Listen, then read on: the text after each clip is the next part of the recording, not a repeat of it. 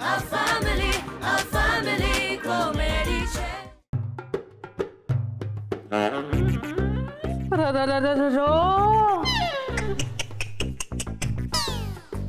ઓહો પપ્પાજી, એ બસ કરો હવે. મને લાગે છે કે પપ્પાએ બરફ ઘસવો જોઈએ. ના, લીમડાનો ખાટો કાઢો પીશે ને એટલે તરત ફેર પડશે. ના ના, કાળી માટીનો લેપ લગાડવો જોઈએ.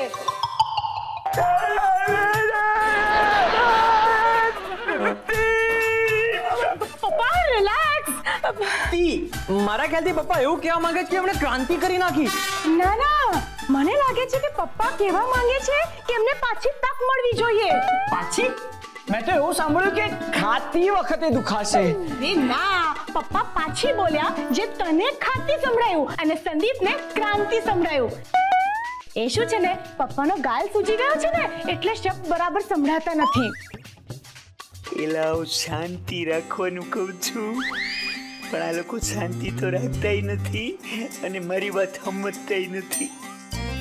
એક કામ કરીએ, આપણે એમને પૂછી જોઈએ. ફરીથી કામ બોલો તો.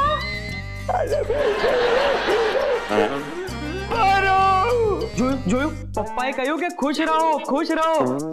કારણ કે પપ્પાએ ક્રાંતિ કરી છે, ક્રાંતિ, હારવાની ક્રાંતિ. એ નાના સંદીપ, પપ્પા કહે છે કે વિશ કરો. એ કદાચ પપ્પા આ મેચમાં હારી ગયા ને એટલે કદાચ એમને બીજી મેચ રમવી હશે. આવડિયા હું સાંભળે, આ મારી હરી હવે મારું બીજો ગાલે સલામત નહીં રહેવા દે. ના ના ના ના, જ્યુસ કરો. અરે ચકુડાના પપ્પા, જ્યુસ કરતા કાઢો જ હારો રહેશે આવી હાલતમાં. ના ના, મને લાગે છે કે પપ્પાજીને આરામની ખૂબ જરૂર છે. હા, પણ પાર્થકુમાર, મેચનું કેવું પડે હો. મેં તો ધાર્યું કે વેવાઈ આમ જીતી જશે. હા, પપ્પાજીએ તો પપ્પાને મોકો જ ના આપ્યો. હા, બીજા રાઉન્ડમાં એક મુક્કો ને ખેલ ખતમ. શું તમને મીઠાઈ વેચવી છે? વાંદરા, મેં એમ કીધું કે બધાય બેઠા બેઠા આ દાઈજા ઉપર ડામ ન મેલો.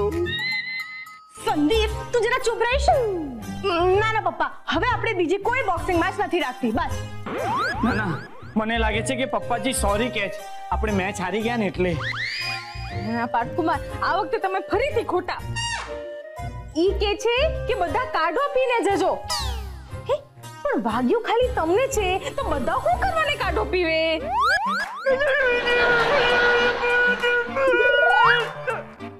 ઓકે ઓકે પપ્પા, તમે ચીડાવો નહીં.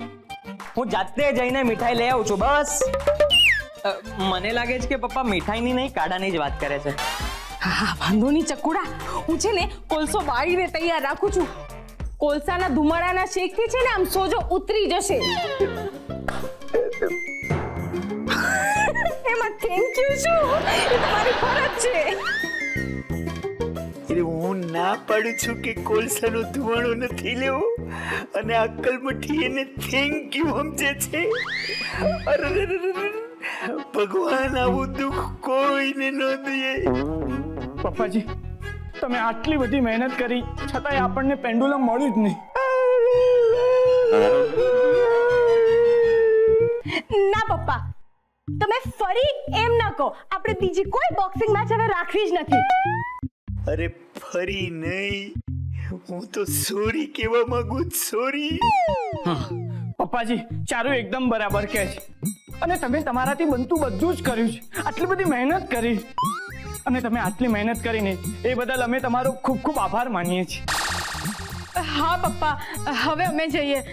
પપ્પા ધ્યાન રાખજો. હા, ટેક કેર પપ્પાજી. અને મમ્મીજી કઈ કામ હોય તો કહેજો. હા હા હા, ચલો આવજો. પપ્પા, તમને કઈ જોયે છે?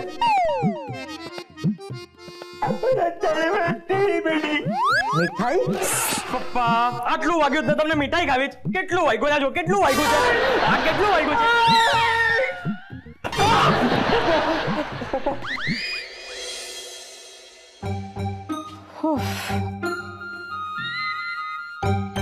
પાર્થ, દિશા, મમ્મીજી, પપ્પાજી સૂઈ ગયા.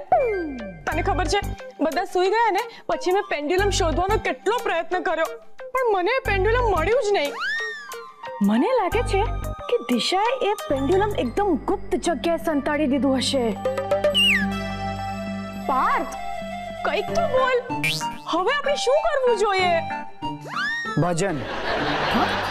મજાક કરે છે તું? તું શું ઉપર જોઈ રહી છે?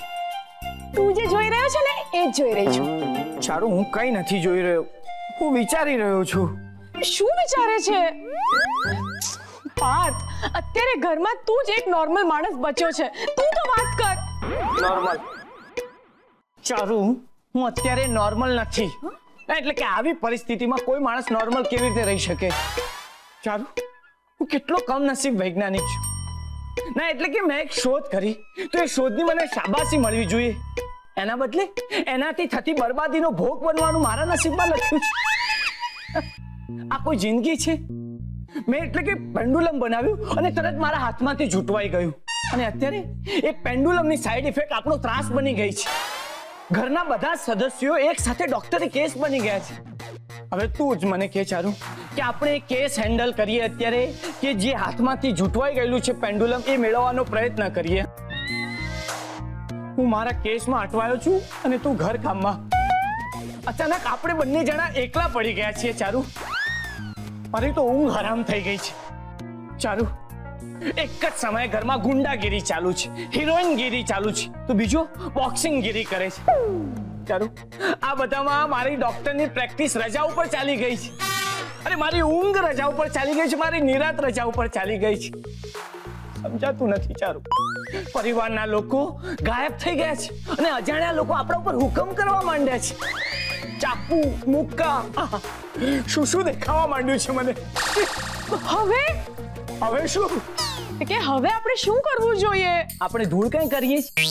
હા ના ચારુ, દુનિયામાં છે ને બે પ્રકારના લોકો હોય છે. એક કંઈક કરવા વાળા અને બીજા કંઈક કરાવવા વાળા. અત્યારે આપણે ક્યાં કંઈક કરીએ છીએ? હા, બીજા જે કરાવે છે એ પ્રમાણે કરીએ છીએ. એટલે તને સીધા શબ્દોમાં કહું ને તો જે થવાનું હશે થશે. પાર્થ, આમ કેમ ચાલે? તું પણ હાથ ઊંચા કરીને લાંબો થઈ ગયો. હું અનેક રીતે લાંબો થઈ ગયો છું ચારુ. પણ આપણે તો લાંબા ગાળાનું વિચારવાનું છે ને પાર્થ. આજે પપ્પાને ઈજા થઈ, આપણે કોઈ રસ્તો નહીં શોધ્યો ને તો કાલે ઉઠીને મમ્મીને પણ કઈ નુકસાન થઈ શકે. ને પછી સંદીપનો વારો. હા, કઈ કહેવાય નહીં, કઈ પણ થઈ શકે. હા, તો કઈક તો ઉપાય વિચાર પાર્થ. ઉપાયનું મારી પાસે કોઈ ઝાડ છે? હા ના એટલે કે આમ સમસ્યા આવે તો ઉપાય નામના ઝાડને આમ જોરથી હલાવું અને બે ત્રણ પાકેલા ઉપાય નીચે પડે પછી આમ વીણી આવું. તો તું મારા પર શું કામ ચીડાય છે? સોરી ચારુ, સોરી, ખોટું નહીં લગાડ. હું તારા પર ચીડાઈ નથી રહ્યો, પણ અત્યારે છે ને હું આજુબાજુથી આખો આમ ઘેરાઈ ગયો છું. આગળ શું કરવું ને મને સમજાતું નથી અને અત્યારે શું થઈ રહ્યું છે ને એ પણ નથી સૂજી રહ્યું. ચારુ, તું વિચાર કર કે આપણા બંનેની ઊંઘ ઉડી ગઈ છે. સોરી, મારી એકલાની જ ઊંઘ ઉડી ગઈ છે. ઓકે, બધા કફોડી હાલતમાં મને મૂકીને સૂઈ ગયા છે. તને કઈક વિચાર આવે છે? ના, કઈ નથી સૂજી રહ્યું, એ જ તો કહું છું ક્યારનો તને. જેવો તને કોઈક વિચાર આવે ને તરત મને ઉઠાડજે. Okay, good night. જોયું ભગવાન, ચારુ પણ સૂઈ ગઈ. સારું થયું, ફાઇનલી સૂઈ ગઈ. સુખી જીવ છે. પણ હું શું કરું? હા, મને તો ઊંઘ પણ નથી આવતી. અને તમે તો આના કરતા પણ સુખી. Good night.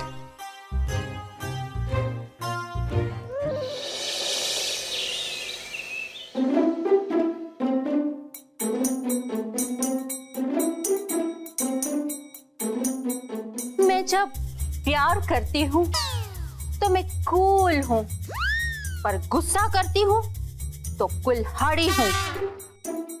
तन से मैं झरना और मन से कुल्हाड़ी हूँ. वाह मैडम वाह, मजा आ गया. एक तो ऐसा डायलॉग मार डालो. आपका मतलब है कि एक तो ऐसा ही डायलॉग बोल डालो और मैडम હું શું પૂછું છું, આપને ऐसा कोई हम बॉक्सिंग वाला फिल्म किया है? અરે તમને ખબર નથી, મેરી કોમ ફિલ્મ પહેલા હું જ કરવાની હતી. क्या बात कर रही है मैडम, तो मेरी कॉम फिल्म एकदम डबल सुपर हिट क्या પછી મેડમ તમે આ કરી કેમ નહીં? એમાં એવું થયું ને કે બરાબર એ જ સમયે હું મારી બીજી ફિલ્મ તેરી કોમના શૂટિંગમાં બિઝી હતી. હા હવે હું થઈ ગયો હવે